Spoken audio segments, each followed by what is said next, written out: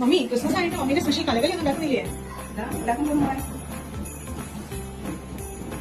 അതിന് നമുക്ക് ആവശ്യമായിട്ടുള്ള സാധനങ്ങൾ തേങ്ങാപ്പാല്, മുട്ട, പഞ്ചസാരയും ഏലക്കായും പൊടിച്ചത്, പിന്നെ നെയ്യ്, ഒരു ലേശം ഇഷ്ടമുള്ളവർക്ക് ലേശം ചേർക്കാം.